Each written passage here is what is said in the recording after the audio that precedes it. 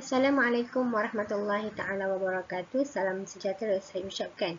Baik, kata pepatah, tak kenal maka tak cinta. Oleh itu, marilah saya perjelaskan dahulu uh, tajuk yang bakal kami kupas pada hari ini.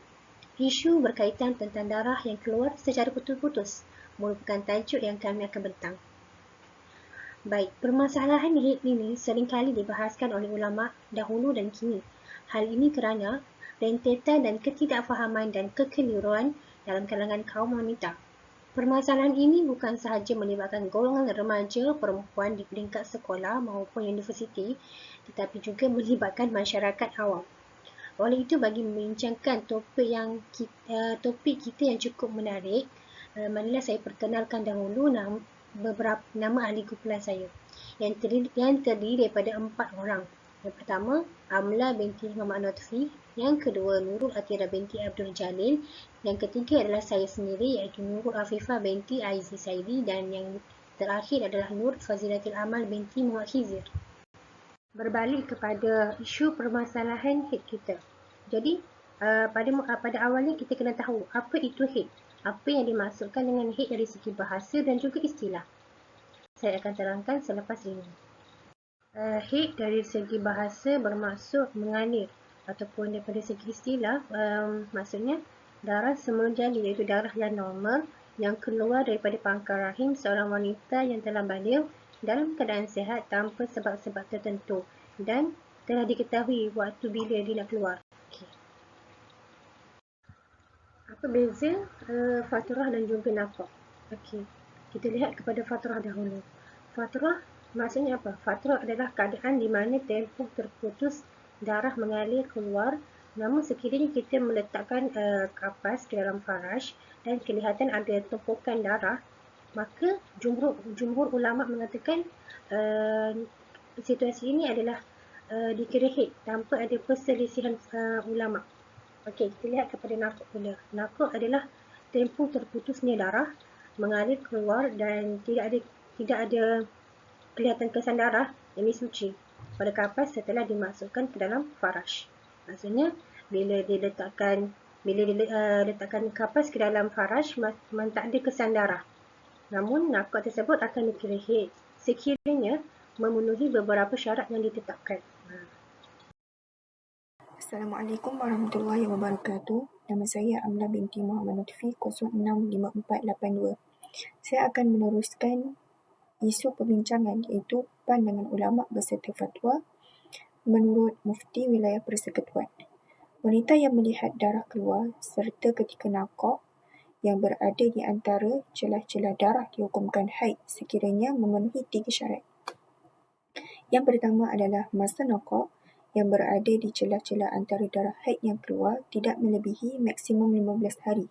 Kerana apabila darah yang keluar melebihi 15 hari dinamakan istihadah dan ia dihukumkan suci.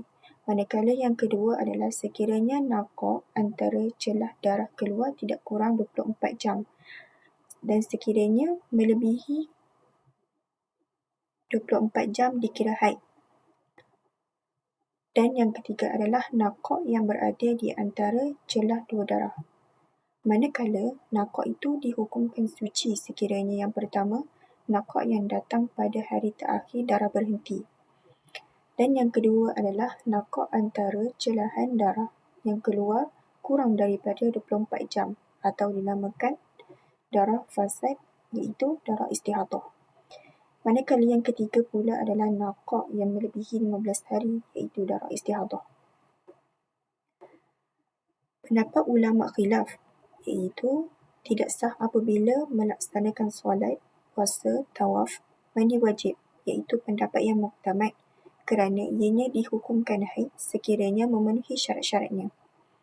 Manakala sah bagi mazhab Syafi'i bagi ibadah haji dan umrah kerana ia dihukumkan suci.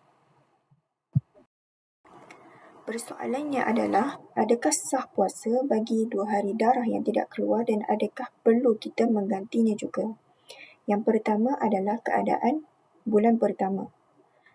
Pada waktu itu, wajib mandi dan puasa serta solat bagi mazhab Syafi'i.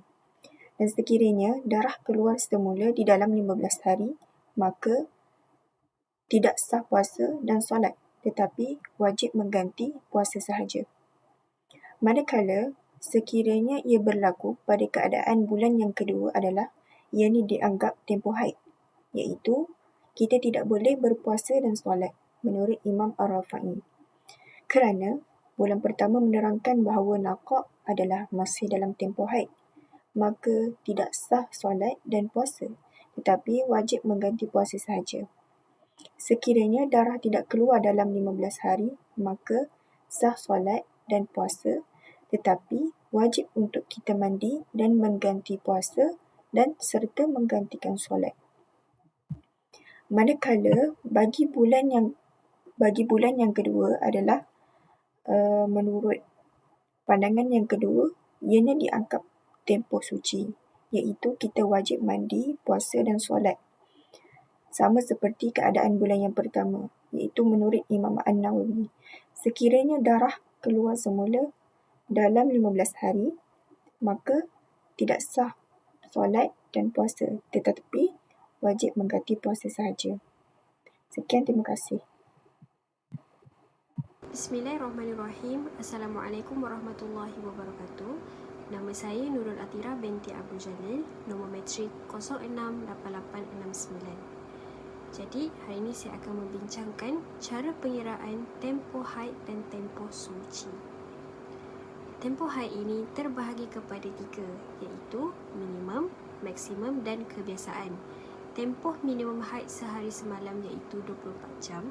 Tempoh maksimum haid ialah 15 hari, 15 malam dan kebiasaan haid adalah 6 atau ke 7 hari.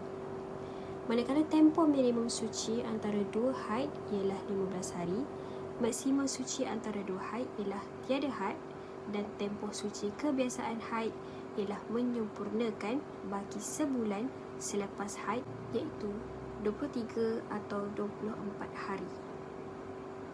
Darah yang tidak mencukupi 24 jam setelah digabungkan dalam tempoh 15 hari dikenali sebagai darah rosak iaitu darah fasad, seperti dihukumkan darah istihadah. Oleh itu, darah yang tidak mencapai kadar sekurang-kurang minimum haid iaitu 24 jam tidak boleh dihukumkan haid. Seterusnya, syarat darah yang terputus-putus itu keluar mestilah tidak melebihi 15 hari untuk dikira sebagai darah haid. Jika lebih, maka keseluruhan darah itu adalah darah fasad atau rosak dan bukan darah haid. Berikut disebutkan semua syarat-syarat untuk menjadikan tempoh naqa' ialah waktu haid. Yang pertama, masa naqa' tidak melebihi 15 hari bersama dengan darah haid. Yang kedua, masa naqa' itu mesti termasuk di dalam himpunan tempoh haid yang tidak kurang daripada sehari semalam. Dan yang terakhir sekali, masa naqa' itu mesti lebih daripada fitrah yang adat.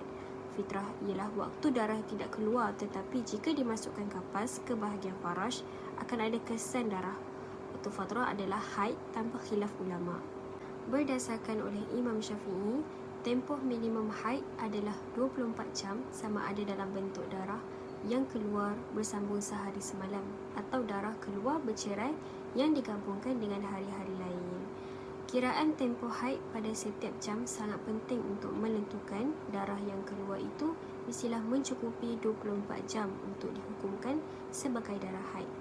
Hal ini kerana ia melibatkan pelaksanaan ibadah seperti solat, puasa, iktikaf, membaca Al-Quran dan sebagainya.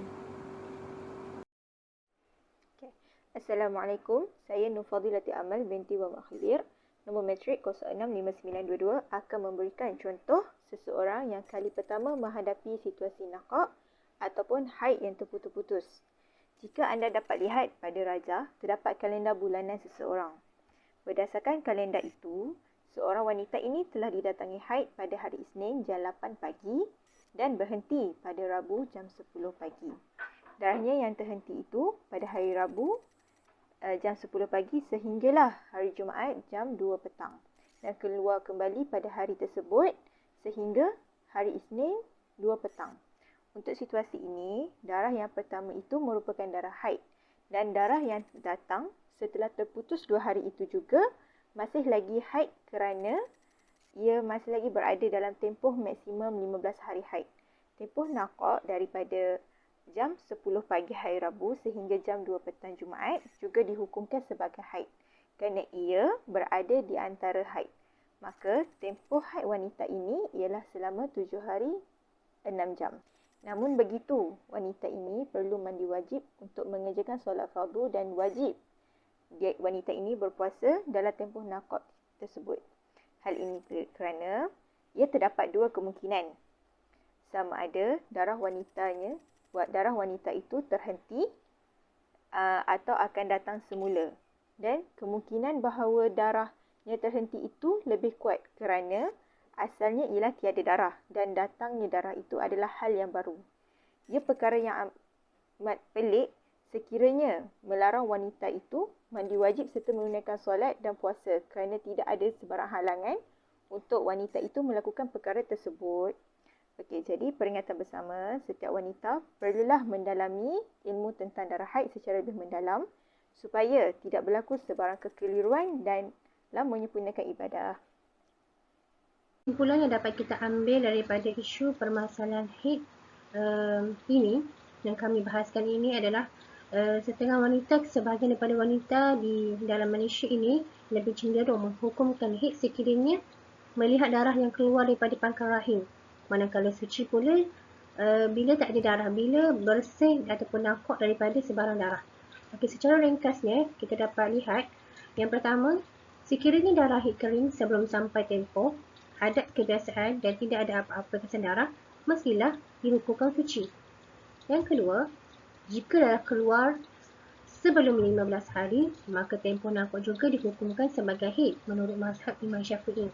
Baik, yang ketiga, jika berlaku perkara yang sama pada bulan berikutnya, maka di sini ulama berbeza pendapat. Sebahagian ulama berpendapat bahawa hukumnya seperti bulan sebelumnya, iaitu contoh kalau bulan sebelumnya haid, maka bulan ini adalah haid. Macam tu. Dan sebahagian lagi pendapat bahawa hukumnya adalah haid. Okey. Oleh itu, kita sebagai wanita ataupun kita sebagai perempuan, wanita, mestilah kita teliti kiraan tempoh darah pada setiap jam kerana ia melibatkan status hukum haid dan juga ibadah kita. Sekian, terima kasih.